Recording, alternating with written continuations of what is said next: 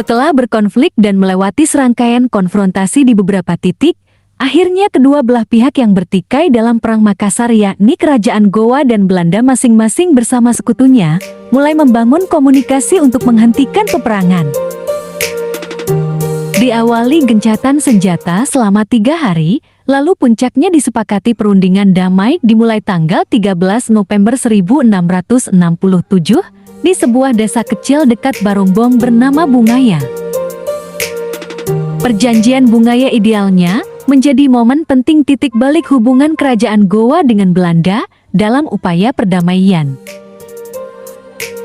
Tapi bila dicermati 26 poin isi draft awal perjanjian Bungaya yang diajukan Belanda, perjanjian ini sangat jelas tidak lain adalah deklarasi kekalahan Kerajaan Gowa, serta pengesahan monopoli perdagangan yang dipertegas dengan 3 pasal tambahan yang semakin memberatkan kubu Kerajaan Gowa.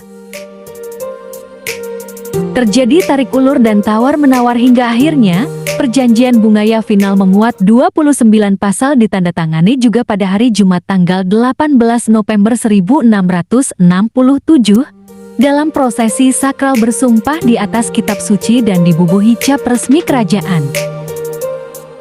Dari 29 pasal yang termaktub dalam dokumen perjanjian Bungaya, salah satu pasal tambahan yakni Pasal 28 berisi desakan Belanda untuk memaksakan agar pasal 20 dan 21 dipatuhi Kerajaan Gowa.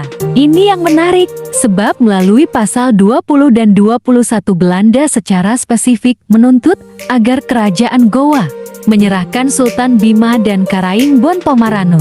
Bahkan dipertegas kembali pada pasal 28 berbunyi, bila Sultan Bima dan Karaing Bontomarano tidak ditemukan hidup dan mati, maka putra dari kedua tokoh tadi yang harus ditahan. Menyebut person dalam dokumen penting antar kerajaan dapat dimaknai sebegitu bernilainya sekaligus murkahnya Belanda terhadap dua pembesar ini. Tapi kita akan kerucutkan pembahasan seputar bagaimana hubungan kedua tokoh yang paling dicari Belanda ini dengan kerajaan yang ada di Mandar. Dalam catatan kerajaan Bima disebutkan bahwa Sultan Bima yang bernama Abil Khair Sirajuddin yang berkuasa pada tahun 1640 sampai 1682 diketahui sempat berada di Mandar dalam pelariannya menghindari Belanda pasca perjanjian Bungaya yang telah melemahkan Kerajaan Gowa. Dalam beberapa kesempatan, Sultan Bima cenderung memiliki kedekatan dengan penguasa Mandar, sehingga memilih Mandar sebagai tempat pelarian merupakan keputusan yang tepat, tidak hanya berdasar pada status keduanya sebagai sekutu Gowa, tapi juga pertimbangan kekerabatan, karena ternyata salah satu putri Raja Balanipa pertama yaitu Ima Nyambungi telah terlebih dahulu menjalin pernikahan dengan bangsawan tinggi Kerajaan Bima. Bahkan ketika berada di Mandar, Sultan Bima mengikat sumpah dalam perjanjian persaudaraan dengan Mandar melalui Kerajaan Balanipa.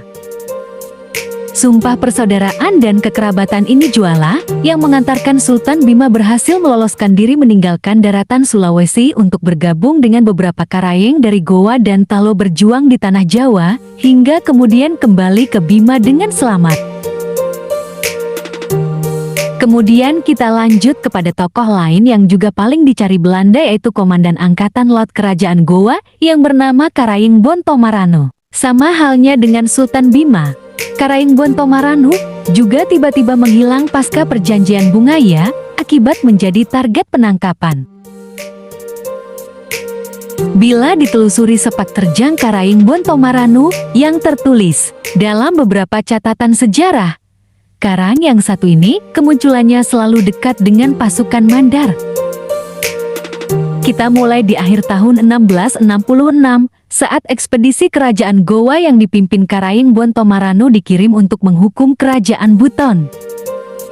Pada peristiwa Buton, pasukan Mandar di bawah pimpinan Maradia Balanipa turut ambil bagian dalam armada laut yang mengemban misi besar akan supremasi Gowa, bersama dengan Sultan Bima dan Apu Ceneng Luwu kemanakan Karaing Bontomarano yang saat itu baru berusia 15 tahun. Terus dalam kesempatan lain setelah lolos dari maut di ekspedisi Buton, pada bulan Agustus tahun 1667 Karaing Bontomarano terlihat lagi di front benteng Galesong yang di sana juga terdapat ribuan pasukan Mandar. Setelah runtuhnya benteng Galesong hingga penandatanganan perjanjian Bungaya, Karaing Bontomarano kembali terlihat bersama sekitar 1.000 pasukan Mandar pada pertengahan tahun 1668 berlayar di perairan Parepare menuju Makassar. Dan benar saja, tahun 1671 Belanda mengirim utusan ke Mandar perihal keberadaan Karaing Bontomarano. Dalam hal ini Belanda memahami dengan baik situasi yang ada, bahwasanya Karaing Bontomarano bersembunyi di Mandar bersama kemanakannya yakni Opu Cening Luwu.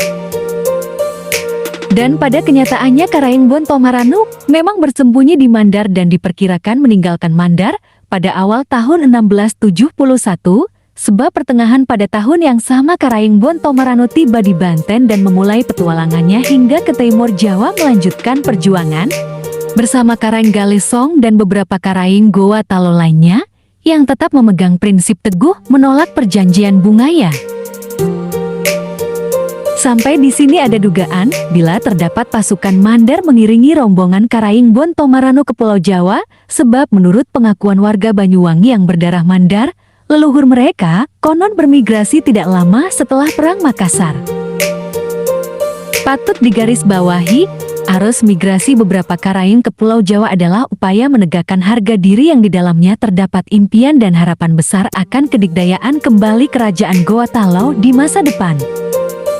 Perjuangan beberapa Karaing di Pulau Jawa memiliki korelasi dengan ironisnya kisah pelarian kedua tokoh penting di atas yakni Sultan Bima dan Karaing Bontomarano. Karena toh ternyata tuntutan untuk menyerahkan jiwa dan raga mereka berdua justru disambut dengan penandatanganan perjanjian Bungaya.